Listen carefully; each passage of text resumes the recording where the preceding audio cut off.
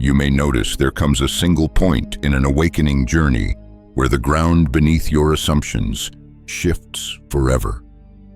A moment so quiet yet so final that once it arrives, the world refuses to fit back into the frame you inherited. You can't unknow what breaks through. You can't return to the soft comfort of believing reality behaves the way everyone insisted it did. Because suddenly, almost shockingly, the version of the world you thought was solid shows its seams, and you realize the structure you trusted was never as fixed as it felt. If you're hearing these words, you're likely standing right at that threshold, or you've already crossed it and are searching for some kind of confirmation that you aren't unraveling. And let's say this straight, friend, you're not losing touch.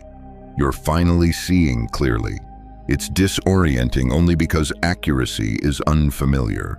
Your mind is beginning to register reality instead of illusion, and that recognition reshapes everything you thought was stable. There's no rewind, but that isn't a punishment. It's the very breakthrough your deeper self has been inching toward for years, preparing in ways you didn't realize. Even now, as these sounds reach your awareness, something subtle stirs, a kind of inner activation you can feel if you pause just long enough. That slight shift in how these words land, in how the moment feels, in how you sense yourself, none of that is fantasy. It's your perception beginning to operate from a wider field, a more fluid layer, a quantum-like sensitivity rather than the rigid, inherited lens of ordinary life. The veil doesn't fall all at once. It thins, it flickers, and suddenly the world looks less like a closed box and more like a membrane you can see through. What lies behind that transparency touches every corner of your experience, not as philosophy, not as belief, not as someone else's theory, but as something you begin to perceive directly. Because once the illusion softens even a little, you start noticing the world isn't behaving the way you were taught. And the shift that follows doesn't release you back to your former certainty. It initiates you into an entirely different mode of seeing. A mode you can feel rising now. A mode you can feel rising now doesn't just arrive quietly. It demands a new kind of steadiness from you. That subtle lift in perception that began in the last breath spreads into something wider, something that unsettles the edges of your familiar world.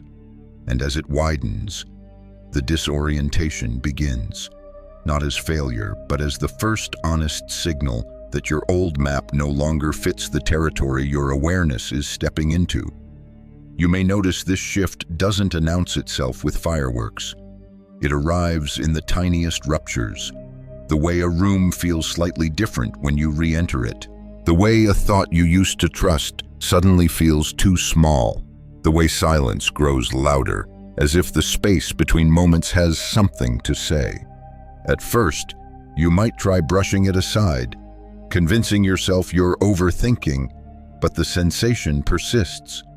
The seams of consensus reality loosen, familiar logic wobbles, and you realize that the disorientation isn't a malfunction.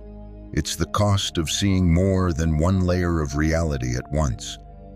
There's a particular instability that comes when the classical worldview begins to dissolve. You've lived your whole life believing in rigid sequences, cause then effect, thought then action, past behind you, future ahead. But as the veil thins, those divisions start to flicker. You sense time bending in ways that don't quite match the clock. You catch glimpses of meaning in coincidences you once ignored. You feel the environment respond to your inner state before anything external changes. And the mind, trained to seek stable ground, panics for a foothold that no longer exists. This is where most people fear they're breaking. But you're not breaking. You're recalibrating. Imagine an old lens scratched, smudged, reliable only because you didn't have anything to compare it to. Imagine suddenly receiving a lens that shows the depth behind the surface. It's overwhelming, yes, but only because the clarity exposes everything you couldn't see before. People, emotions, choices, timelines, they all look different, more layered, more alive, more intertwined, and your nervous system doesn't know whether to breathe in relief or brace for impact. You might feel like you're walking between two realities, the familiar one where everything feels predictable, and the emerging one where nothing behaves quite the same. Conversations become strange. Old habits feel hollow. Even your own thoughts sound foreign, as if they're coming from a larger part of you that was always present but only now getting a voice.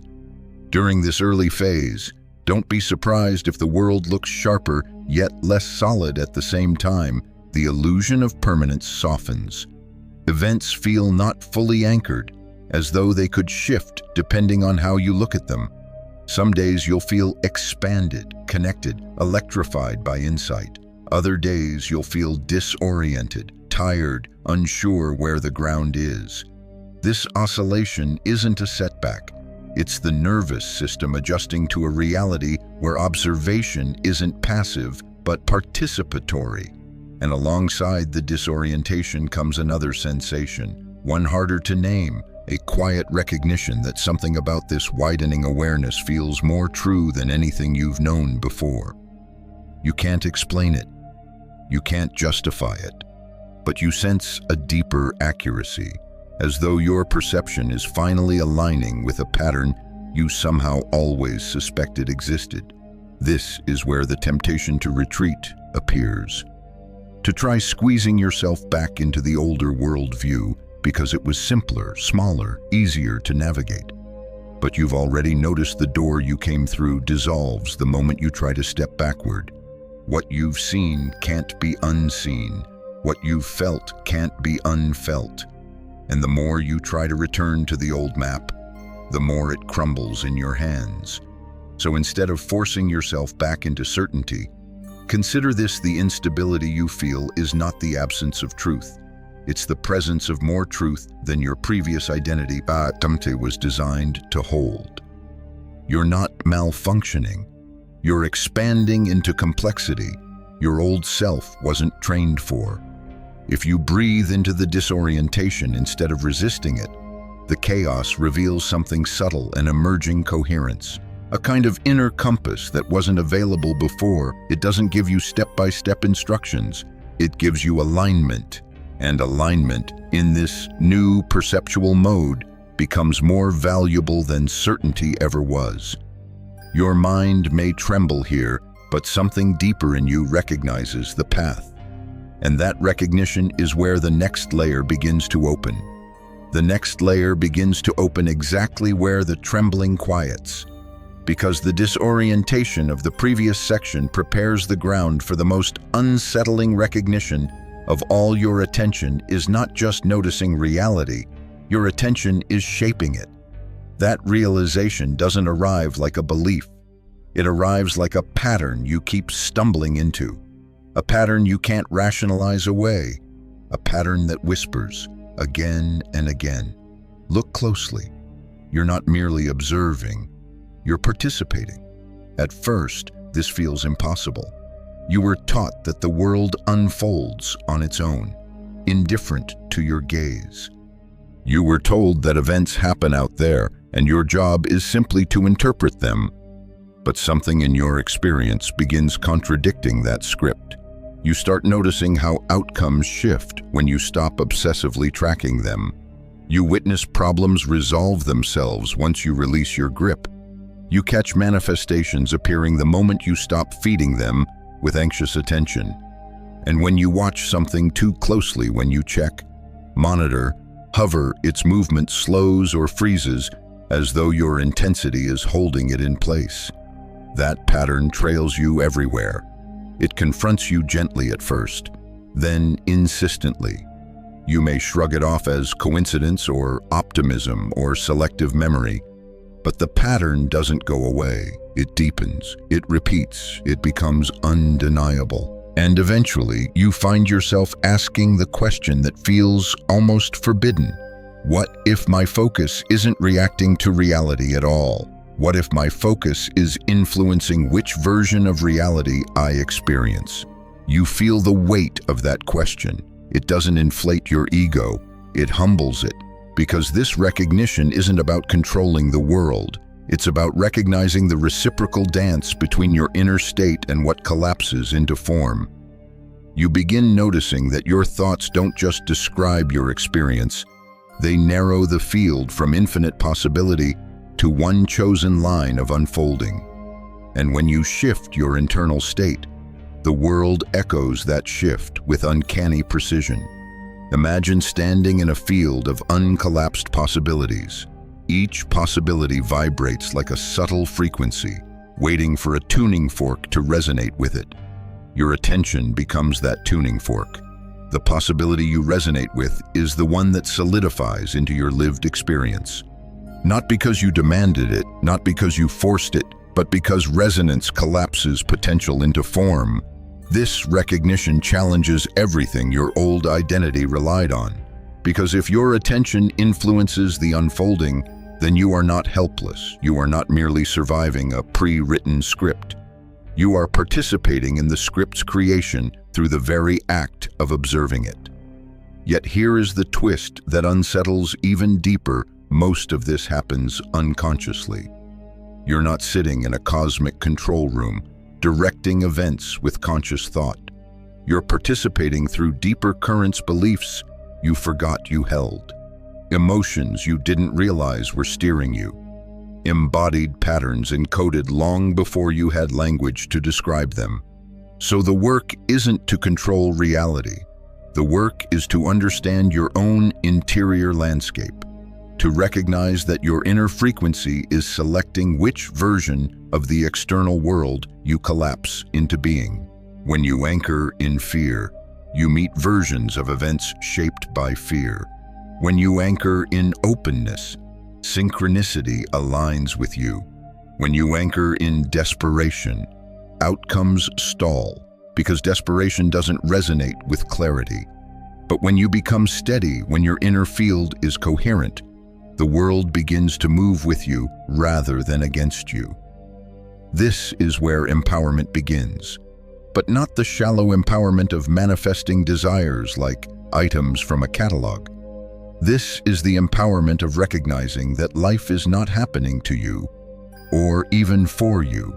Life is happening through you. Your awareness isn't a spotlight shining onto a stage. It's part of the machinery that builds the stage as you look at it. The world is not fixed scenery. It's a responsive canvas. Of course, this raises the question your logical mind protests.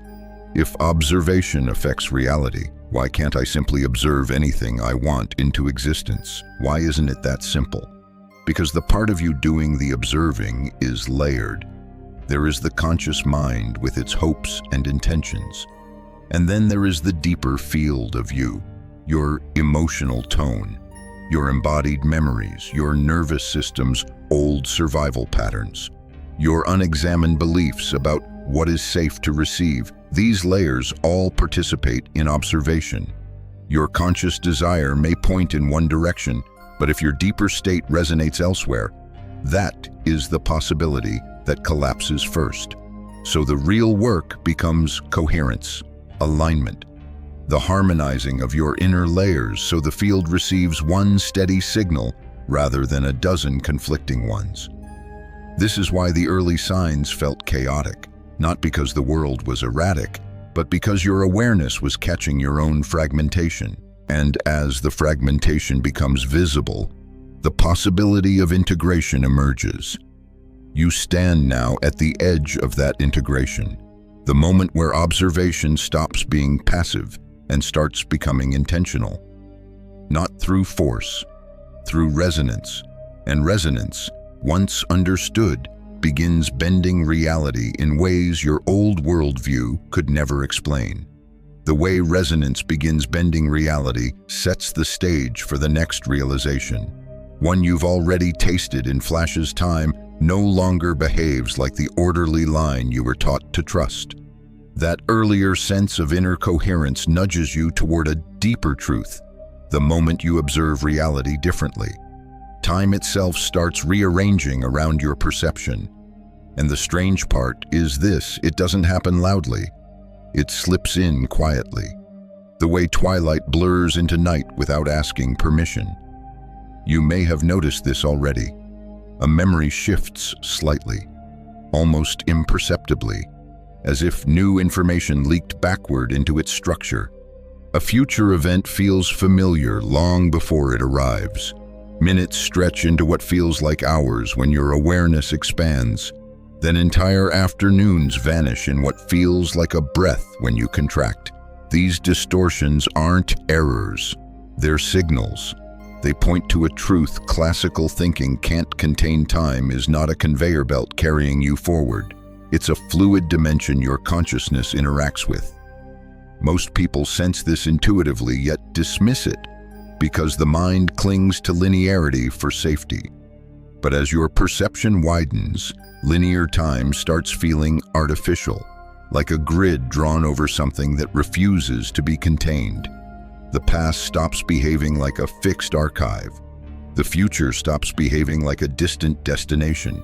They both start functioning like potentials, flexible, permeable, responsive to your present state of awareness. Consider the strange sensation of déjà vu, that flash where present and future overlap for a heartbeat. Classical thinking calls it an anomaly, but quantum perception treats it as a clue, a reminder that your consciousness is not contained within the present moment, the way your conditioning taught you. Instead, your awareness touches timelines, the way wind touches branches, subtle, invisible, yet undeniably influential. When your internal state shifts, you feel ripples move through the past and future alike. This is where things get uncomfortable for the old worldview, because if time isn't fixed, then cause and effect aren't rigidly chained. You may receive the solution before the problem arrives. You may feel the emotional echo of an event days before it manifests. You may make a decision and notice that your memory reorganizes itself around that decision, as if your narrative reshapes to match your trajectory. This doesn't mean you're rewriting history in the physical sense. It means your interpretation, the part that builds your reality, updates itself as your consciousness evolves. And when your interpretation changes, the reality you experience changes with it. Imagine your life as a constellation of possibilities instead of a pre-written sequence. Each moment doesn't lead to the next like beads on a string. Each moment selects the next from countless parallel threads. Your awareness is the hand making the selection. When you align with fear, you collapse into timelines that reflect fear. When you align with curiosity, opportunity rises out of nowhere. When you align with coherence, unlikely synchronicities converge with surgical precision. Time bends toward whatever state you're embodying. This explains why your past sometimes feels like it belongs to a different person, because in a sense, it does. Your current awareness stands on a different branch of probability than the version of you who lived those earlier moments. The memory remains, but the identity that once carried it no longer exists in the same configuration. You're not broken. You're reorganizing across timelines. This is also why the future doesn't feel distant anymore.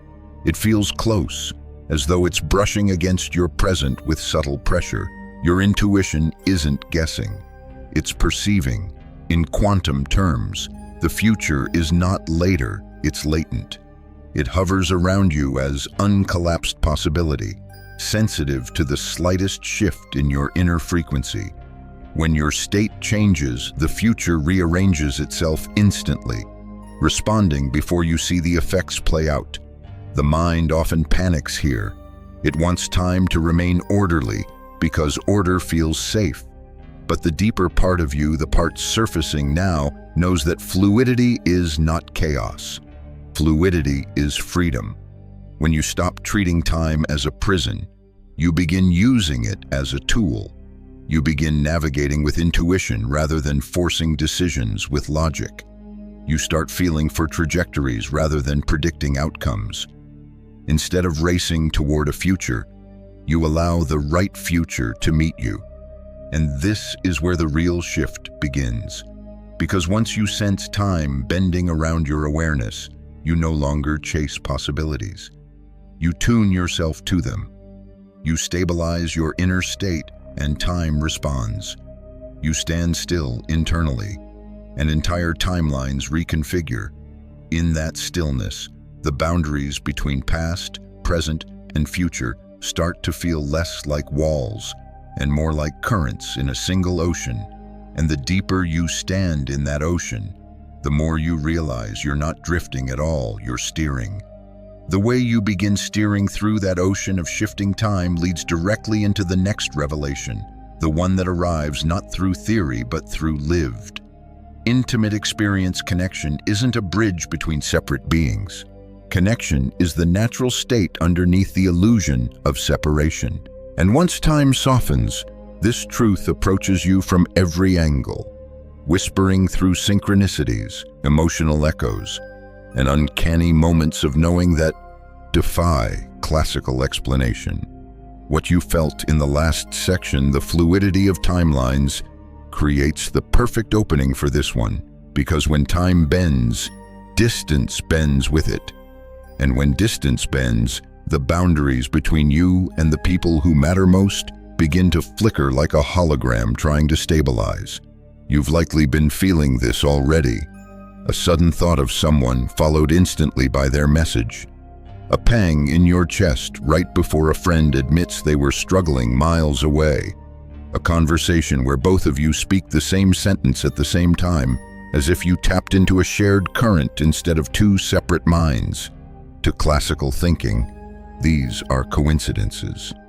But to the part of you that's waking up, they feel like evidence of a deeper architecture where consciousness is not isolated, but woven together through subtle, instantaneous exchange. The first time this realization hits, it startles you, because you've spent your entire life assuming your thoughts were private and your emotions were internal. Yet the more sensitive you become, the more porous you feel. You start sensing someone's mood before they tell you. You feel drawn to reach out before they ask for help. You experience a shift in your energy right as someone you're connected to makes a decision elsewhere. Classical logic has no category for this, but quantum perception frames it simply when 2 points of awareness share a meaningful connection. They move in synchrony, regardless of physical distance. Imagine 2 instruments tuned to the same frequency. Strike one, and the other vibrates too, not through sound waves, not through physical contact, but through resonance. This is how entangled consciousness feels. You think you're responding to your own intuition, but you're catching the echo of someone else's state. You think you're predicting an event, but you're sensing the ripple before the wave reaches the shore of your awareness. This is why some people feel closer to you than others, even if you barely speak. Your connection with them isn't built through conversations, it's built through matching frequencies. When 2 people resonate at similar vibrational patterns, their states become intertwined. Their timelines influence one another. Their choices ripple across shared probability fields. You don't need to force these connections. They happen organically, the way magnets slide toward each other without being told how. And just as some people move closer, others drift, not because of conflict, but because resonance changes. When your awareness expands, you naturally step out of old emotional patterns. You rise into different frequencies, and the people still anchored to previous versions of you no longer align with that new field. This isn't rejection, it's physics. When the vibration shifts, the entanglements shift too. This is why certain relationships feel destined, while others unravel without warning. Classical thinking says it's personality or compatibility, but beneath the surface, it's resonance. It's 2 fields, either harmonizing or drifting apart. And when harmony occurs, information flows effortlessly, not through words, but through awareness. You may notice that when you love someone deeply, you don't need explanations to understand them. You feel them. You perceive their inner world almost as an extension of your own. Entanglement always strengthens with emotional significance. But here's where the shift becomes profound, as your perception becomes more quantum.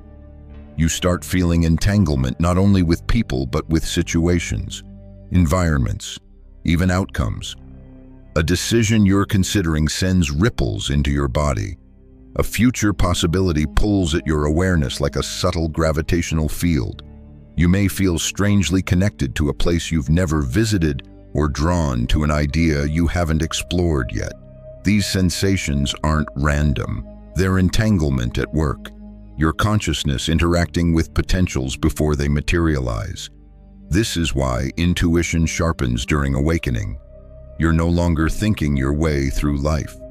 You're sensing your way through an interconnected field. Instead of analyzing, you start listening. Instead of predicting, you start aligning. Instead of trying to control outcomes, you attune to the possibility that resonates with who you're becoming. And the most surprising part is how natural it feels. At first, it's uncanny, then it's familiar, and eventually, it becomes obvious you were never separate to begin with. The boundaries that felt so real were part of the classical illusion your mind used to navigate the world. But now that the illusion is thinning, you're recognizing something ancient, something your deeper self always knew, that consciousness is relational by design. Connection isn't a miracle. Connection is the baseline. This is the realm where entanglement becomes guidance, relationship becomes resonance, and your awareness learns to listen to threads that stretch far beyond what the eye can see. And as you lean into this, another layer begins to reveal itself, the multiplicity within you, the overlapping versions of who you are becoming. The overlapping versions of who you are becoming rise to the surface as entanglement deepens. Because once you feel the threads that connect you to others, you inevitably begin sensing the threads that connect you to yourself across possibilities. The feeling from the last section, the shared resonance, the intuitive synchronization turns inward now, revealing something even stranger. You're not a single, fixed identity moving through time. You're an entire field of potential selves, each one brushing against the next like layers of transparent film, each one influencing the version of you that's reading these words right now. And if that sounds abstract, watch how your experience confirms it. There are moments when you feel split, moments where you sense the version of you who made a different choice, walked down a different road, or said the words you swallowed. Moments where you feel the weight or relief of actions you didn't take, as if echoes of those timelines ripple through your present awareness. You catch yourself thinking, I could have been that person, and for a heartbeat, you feel both the life you're living and the life you didn't choose. Classical thinking calls that imagination. Quantum perception sees it differently, as a glimpse into the superposition your consciousness temporarily occupies before collapsing into a single lived reality. Superposition isn't just a physics metaphor. It's an inner experience you've already had. Think of those moments when your mind holds two truths at once, the desire to stay and the desire to leave, the urge to grow and the fear of losing what's familiar, the knowledge you're more than your past and the weight of past identities trying to hold on. These aren't contradictions to be solved. They're overlapping probabilities, all equally real. Hovering before your awareness chooses which one becomes the next step in your evolution. You feel this most intensely during moments of transition, when something inside you says, I'm not who I was, but you don't yet know who you're becoming. When old habits lose their grip, but new ones haven't formed. When your emotional landscape feels like shifting weather, sunlight, storm, clarity, confusion, sometimes all within the same hour. This instability isn't psychological chaos, it's energetic multiplicity. You're standing at the intersection of parallel potentials, sensing the many directions your consciousness could collapse into. And here is the quiet truth that emerges once you see this clearly. You're not choosing between external options. You're choosing between versions of yourself. Each decision you make is less about what happens in the world and more about which you becomes the active timeline. You shift your state, and the world rearranges. You shift your belief, and your possibilities reorganize. You shift your identity, and entire futures dissolve while others rise to meet you.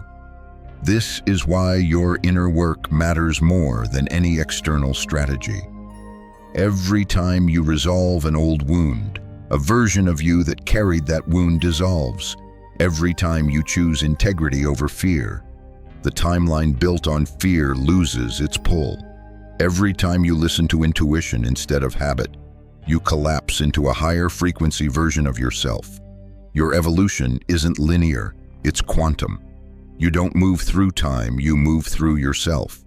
But this multiplicity can feel overwhelming if you try to interpret it through the classical lens. The classical mind demands singularity. It wants a consistent identity. It wants certainty. It wants to know exactly who you are and where you're going. But awakening exposes the illusion of that constancy. You've always been fluid. You've always been plural. What changes now is that you're finally aware of it. Once you stop resisting multiplicity, something unexpected happens. The paradox becomes peaceful. The many selves within you stop competing for dominance. They become a chorus instead of a clash. You realize you don't need to eliminate old versions of yourself. You need to integrate them. Each version carries wisdom. Each version holds a piece of the map. Your task isn't to pick the right self. It's to harmonize the field of selves so the version that emerges is coherent, intentional, aligned with your deepest trajectory. This is how power returns to you. As you stabilize in this expanded identity, your choices become less about fear and more about resonance. You stop asking, which option is safest, and start asking, which version of me does this choice activate? You stop chasing outcomes and start embodying the frequency that calls the right outcomes toward you. You stop trying to predict the future and start becoming the future that feels truest. Multiplicity becomes your strength, not your confusion. And just as you begin integrating these overlapping identities, another revelation steps forward, one that changes how you see the world around you entirely. The environment you live in isn't separate from you. The solidity you once trusted is only an appearance. Matter itself waits for your awareness to give it shape. The moment matter begins waiting for your awareness to give it shape, grows naturally out of what you've already seen. Because once you understand your identity isn't singular, the world around you can no longer stay singular either. What looked solid now feels permeable. What looked fixed now behaves more like a suggestion. And what you once believed was just the physical world begins revealing itself as a responsive field that shifts the moment you do. The insight from the previous section, the multiplicity within you, now extends outward, showing you that everything you perceive as external carries that same fluidity, that same quantum openness.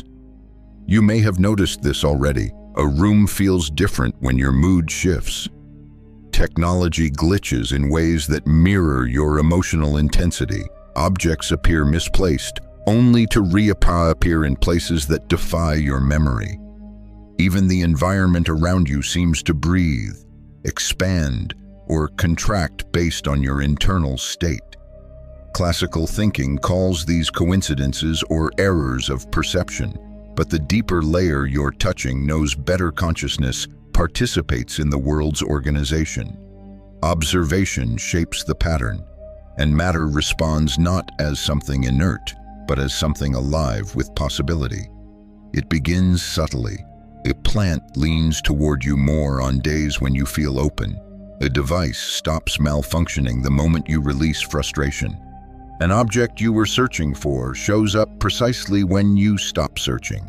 These aren't supernatural events, they're interactions, they're reflections. They're the external world shifting to match the frequency of the observer. When you calm your mind, the environment steadies. When you're coherent, things align effortlessly. When you're fragmented, the world mirrors that fragmentation. The classical illusion says the world is separate. The emerging perception shows the world is participatory. Imagine reality not as a stage with props, but as a fluid canvas waiting for your attention to choose the scene. Before you look, possibility hovers. When you observe, the scene takes form, not from nothing, but from an infinite backdrop of potential configurations. You don't control the details through force. Your inner state selects the probability that materializes. This is why forcing outcomes fails, but alignment succeeds. It's why your environment becomes cooperative when you're centered and chaotic when you're scattered. The world isn't punishing you, it's matching you. As this truth deepens, you start seeing how much of your environment was never objective to begin with. You begin questioning how many solid things in your life were actually constructions, beliefs you learned, stories you adopted, meanings you inherited without ever recognizing your role in shaping them. Your home, your relationships, your routines, even your identity within society. They all begin to feel less like rigid facts and more like flexible arrangements your consciousness agreed to inhabit. And as your awareness expands, those agreements dissolve. Rooms feel larger, colors feel alive, silence carries texture. The world stops being a backdrop and becomes an extension of your awareness. This shift brings both liberation and responsibility. Liberation, because you realize you're not trapped in any fixed structure. You can rearrange your life by rearranging your state of being. Responsibility, because you begin to see how often you created limitation without realizing it. When you believed you were unworthy, your environment echoed scarcity. When you feared conflict, your interactions reflected that fear. When you doubted your intuition, the world presented situations that reinforced doubt. None of this was punishment. It was coherence. It was the quantum field collapsing into the version of reality that matched your expectation. The deeper truth emerges here: matter is secondary. Consciousness is primary. What you call physical reality is just consciousness adopting form. And once you see that form is fluid, you begin participating intentionally. You stop reacting to the world and start listening to it. You treat each moment as dialogue rather than declaration. You enter a relationship with your surroundings, knowing the field responds to your internal alignment. This is where subtle mastery begins. You start asking, what state collapses the reality I want to experience? Instead of how do I force this to happen? You begin sensing which environments drain you and which amplify you. You feel when an object carries emotional residue you no longer resonate with. You recognize the energetic difference between spaces that support your growth and spaces that anchor you to older versions of yourself. And then something unexpected unfolds. You stop looking at the world as external at all. You start seeing it as your extended body, an interface through which your consciousness expresses itself. Every shift inside you ripples outward. Every shift outside you invites a response within. The boundary dissolves. The separation softens, and the illusion of a rigid, independent physical world collapses into something far more intimate, a dynamic mirror. As this mirror stabilizes, you discover a new kind of navigation, one where intention is subtle, where alignment is precise, where effort becomes unnecessary, and where life responds with uncanny intelligence. It's here, in this responsive dance between inner and outer, that the next revelation emerges if matter flows with your consciousness. then living relationships and daily interactions must transform even more profoundly. The transformation that begins when matter mirrors your consciousness naturally spills into the most personal landscape you inhabit: your relationships, your body, your creativity, your emotional patterns, your daily interactions. Because if the so-called physical world bends in response to your inner state, then the living world around you, the people you love, the choices you make, the way your energy moves through a day must respond even more vividly. That mirror from the last section doesn't stay on the outside. It turns inward, illuminating everything you once assumed was fixed inside you. And this is where embodiment begins, not as a practice you adopt, but as a realization you grow into. Once you see the fluidity of the external world, you start feeling the same fluidity inside your own existence. You start noticing that your internal landscape behaves exactly like quantum matter, shifting with attention, reorganizing under awareness, collapsing into form based on state rather than logic. You may notice certain people feel different to you now, not because they changed, but because you shifted.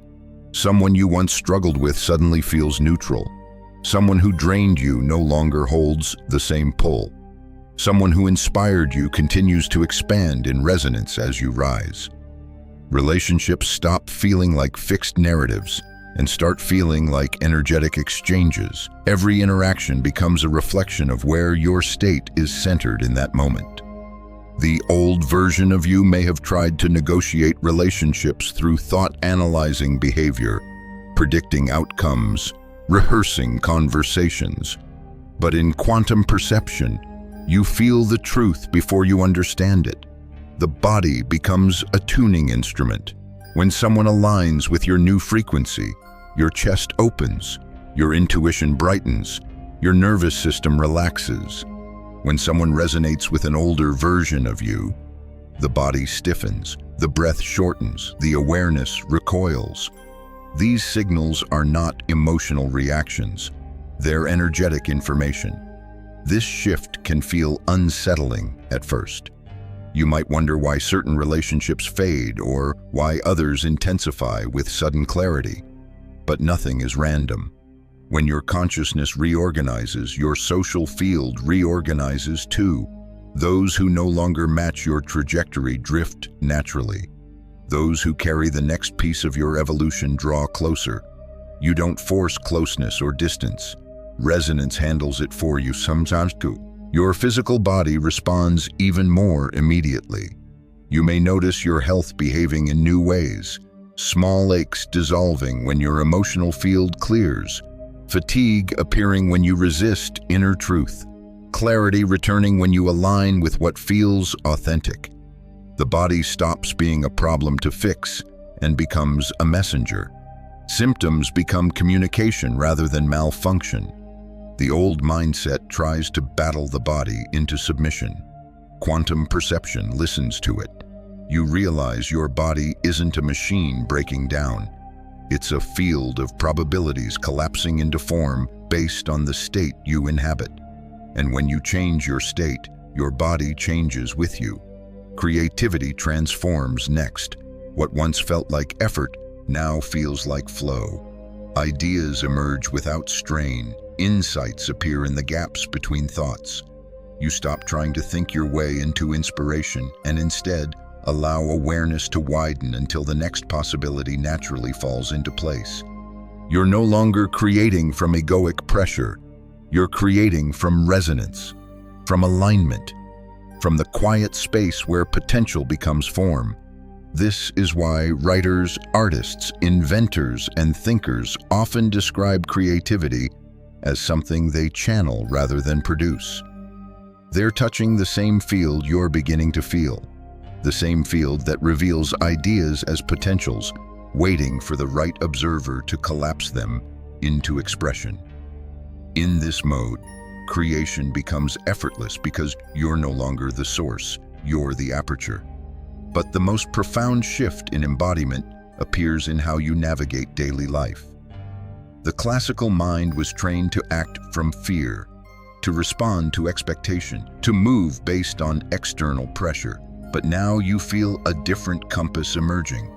You stop making decisions based on anxiety and start making them based on vibration. If something drains your frequency, you don't push yourself through it. If something expands your awareness, you move toward it. If something creates inner tension, you pause instead of forcing. The world begins to organize around your coherence, so you no longer need to fight your way through it. This is where ease begins, not as laziness, but as alignment. You're not abandoning responsibilities. You're learning that responsibility without resonance is self-betrayal. You're not escaping challenges. You're learning to meet them from a state that doesn't collapse you into fear. You're not withdrawing from the world. You're entering it more consciously, no longer lost in automatic reactions. And just when embodiment starts feeling natural, a larger realization begins to pulse beneath the surface. If your personal field reorganizes this dramatically, then something much bigger must be happening across the collective. The larger realization that begins to pulse beneath the surface isn't a coincidence. It's the natural progression of everything you've been sensing. Because once embodiment stabilizes inside you, you can't help but notice echoes of the same awakening happening far beyond your personal life. The shifts in perception, the dissolving of old identities, the collapse of linear time, the fluidity of relationships, the responsiveness of matter, and none of it stays contained. It all points toward something collective, something vast, something rising through humanity the same way it rose through you. And the moment that truth brushes against your awareness, something inside whispers, "Of course, how could it be otherwise if consciousness is interconnected?" Then your awakening cannot be an isolated event. It must be part of a field-level transition. The patterns you've been experiencing, the synchronicities, the intuitive surges, the destabilization of the old worldview, those patterns aren't unique to you. They're multiplying across millions of minds, quietly, steadily, unmistakably. You've seen hints already, conversations that go deeper than they used to, people you never expected asking questions they once avoided, strangers sharing experiences that sound eerily similar to your own hidden moments. There's a rhythm to this shift, a momentum building beneath the noise of daily life. Even those who resist it feel its pressure. Even those who don't understand it are sensing something dissolve, something open, something rearrange behind the scenes of their familiar narratives. This is how collective awakening begins, not with loud declarations, but with subtle recognition spreading through the species, like a frequency being tuned. You're not watching humanity fall apart. You're watching humanity reorganize. And reorganizing is not gentle. When a system transitions from one state to another, from classical to quantum, from rigid to fluid, from controlled to connected, it always becomes chaotic first. What you're seeing in the world isn't collapse for the sake of collapse.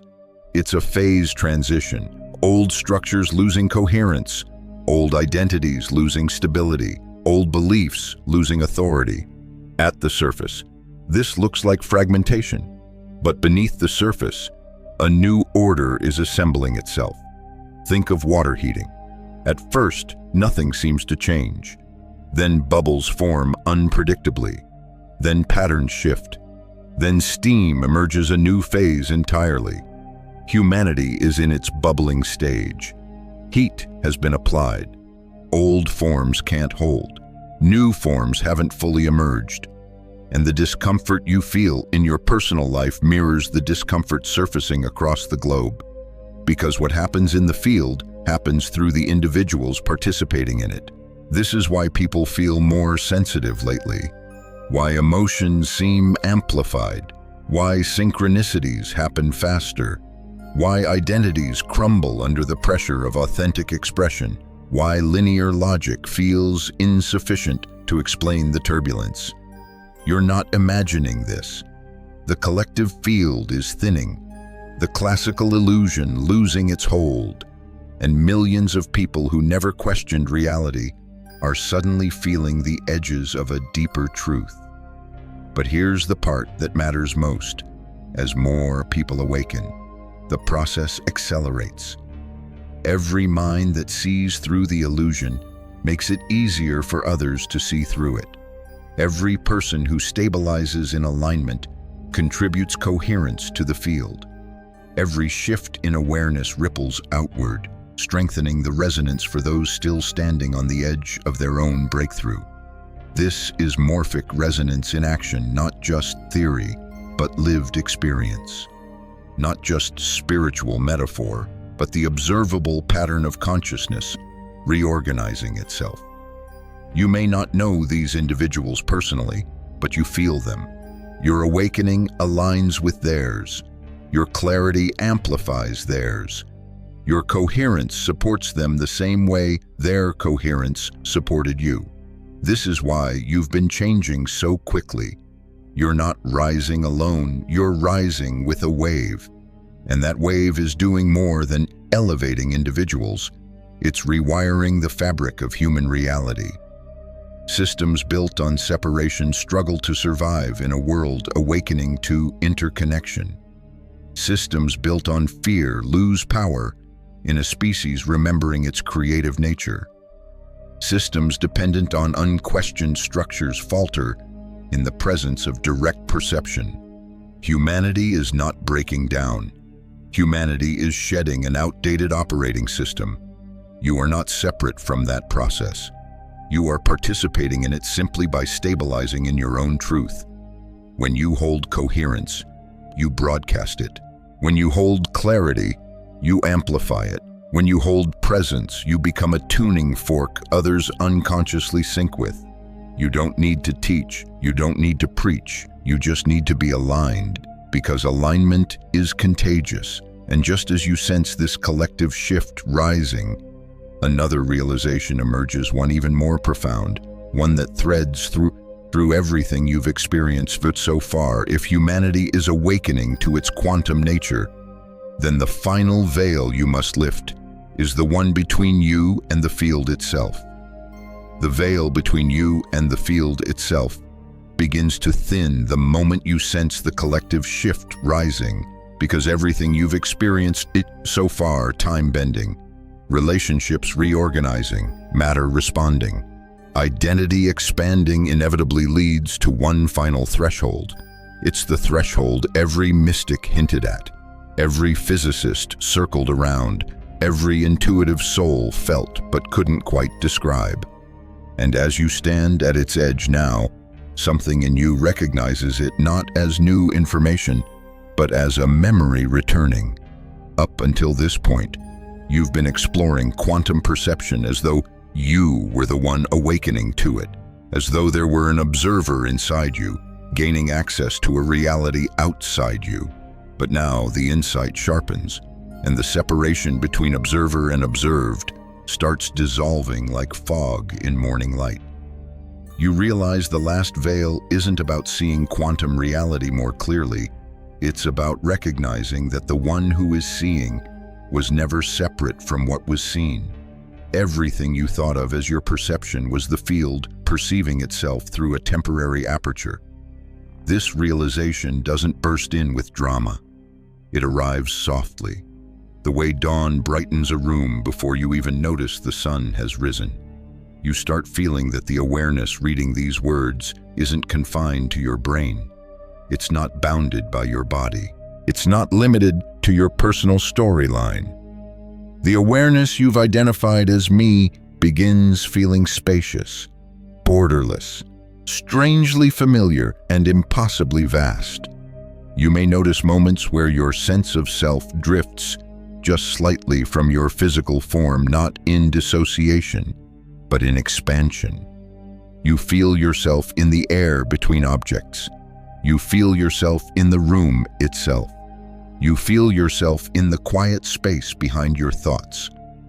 And you begin to understand the field isn't something you tap into. The field is what you are, not metaphorically, directly.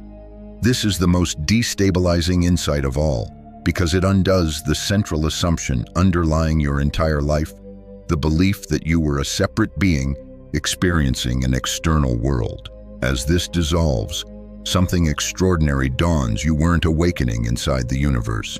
You were the universe awakening through a specific point of view. When this hits, the old identity recoils. It wants to cling to familiarity, to separateness, to the comfort of boundaries. But the deeper part of you, the part that has guided every step of this awakening, knows you're not losing yourself. You're remembering yourself. The small self collapses not into emptiness, but into enormity. And once this recognition stabilizes, everything you've learned suddenly becomes coherent. Entanglement makes sense because there was never distance. Synchronicity makes sense because there was never separation. Intuition makes sense because all information is contained in the same field. Manifestation makes sense because observation was never happening from the outside. It was the field shaping itself from within. You begin to see that every version of you across time was an expression of the same unified awareness. Every choice you made was the field exploring itself through possibility. Every person you've ever loved was the field recognizing itself through different forms. Every conflict, every fear, every moment of confusion, all were distortions created by the illusion of separation. Now that the illusion thins, the distortions soften, and a quiet clarity emerges. You are not in the universe. You are the universe, localized as a momentary observer. And with this recognition comes the final paradox: the more you dissolve into the field, the more clearly your individuality expresses itself, not as a mask, not as an ego, but as a unique frequency the field uses to explore itself. Becoming the field doesn't erase your personality, it frees it. It allows your expression to be authentic rather than defensive, fluid rather than conditioned, creative rather than reactive. This is what ancient teachers hinted at when they spoke of the twice-born, the human who lives once as a person, and again as awareness recognizing itself through the person. You've entered that threshold now. The classical illusion has been shed. The quantum truth has emerged. You're no longer trying to understand reality. You're becoming conscious of yourself as reality. And from this vantage point, the next step is not about seeing more. It's about living from what you've already seen. What you've already seen begins to settle now, like dust after a long storm. And the final image from the last section, the recognition that you are both the field and the localized observer, softens into something quieter, something gentler, something meant to be lived rather than wrestled with. Because once that truth lands, the mind wants to rush toward meaning, toward action, toward certainty. But the field doesn't rush. The field expands, it exhales. It invites you to rest in the understanding you've touched. You don't have to push anymore. You don't have to chase awakening or force insights or strain to hold on to the clarity you've glimpsed. The moment you stop gripping the experience, the moment you let awareness loosen its fists, the process becomes natural again. Awakening was never something you controlled. It was something you allowed. And now, as the arc of this transmission widens into a softer horizon, you may feel a quiet shift in your chest, a sense of coming home to something spacious, something steady, something unmistakably yours.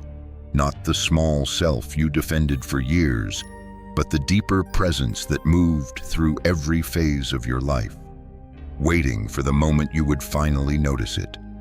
Take a breath here. Let the recognition settle. Let it hum beneath your ribs without needing to describe it. Because the real integration happens between breaths, in the spaces where thought dissolves and awareness listens. You may notice your life already adjusting, people responding differently, choices feeling clearer, moments carrying more texture. Even your inner world feels less like a maze and more like a landscape. You're not forcing yourself to grow, you're growing because the field within you has shifted its frequency, and your reality is following its lead.